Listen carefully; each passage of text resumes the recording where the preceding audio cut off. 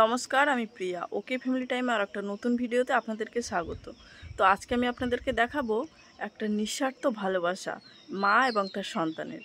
ভিডিওটা শেষ পর্যন্ত দেখলে বুঝতে পারবেন পৃথিবীতে সব মায়ের প্রত্যেকটা সন্তানের উপর কতটা ভালোবাসা এবং স্নেহ। তো প্লিজ ভিডিওটা শেষ পর্যন্ত দেখতে থাকুন।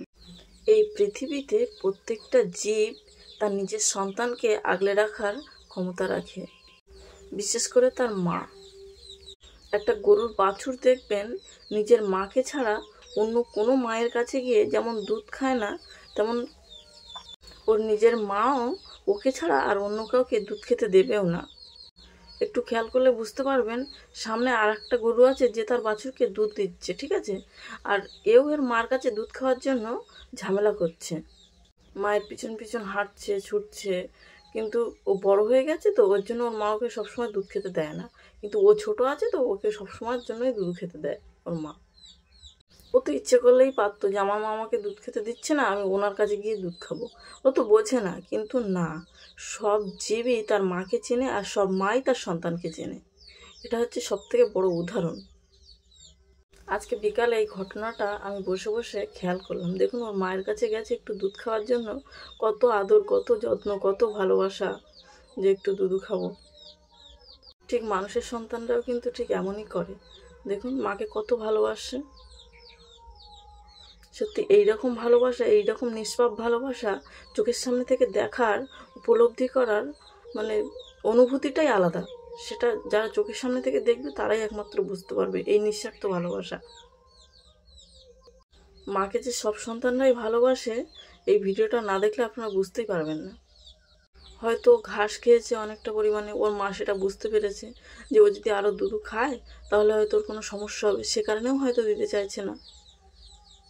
কারণ প্রত্যেকটা মাই তো তার নিজের সন্তানের ভালোটা বোঝে, তাই না বলুন? ওর মা যেখানে যাচ্ছে ও সেখানে যাচ্ছে, আর ওই যে দেখুন ওর মালিক ওকে নিয়ে চলে যাচ্ছে, কিন্তু যাবে না বলে ওর মায়ের কাছ থেকে শুয়ে পড়েছে ওখানে।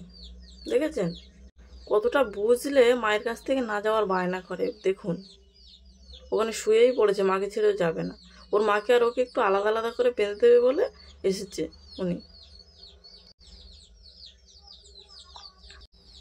যাবেই না মার কাছ থেকে কিছুতেই। খুব কষ্ট করে টেনে টেনে নিয়ে যাচ্ছে ভগবান। আর এদিকে তো দুধ খেতেই পাচ্ছে না, ওর মাকে দিচ্ছেই না কেন আমি সেটা জানি না। আর এই গরমে এত পরিমাণে মাছি হয়েছে, গরু বাছুরের সত্যি বেঁচে থাকার দায় হয়ে পড়েছে। মাঠে যেমন মাছি, বাড়িতে তেমন মাছি। মশাটা একটু কমেছে, বাট মাছিটা এত পরিমাণে বেড়ে গেছে আপনাদের কি বলবো। ওদের অবস্থা দেখলে আপনারা বুঝতে পারবেন।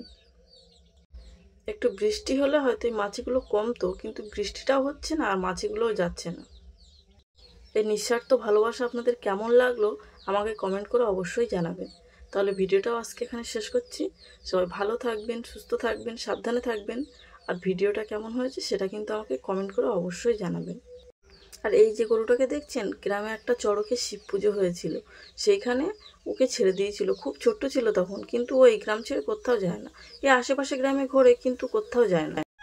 কিন্তু মানুষ ওকে দেখে খুব ভয় পায়, খুব বড় সড়ো তো, আর ওর গায়ে তো অনেক শক্তি, সেই জন্য ওর কাছে কেউ যেতে চায় না।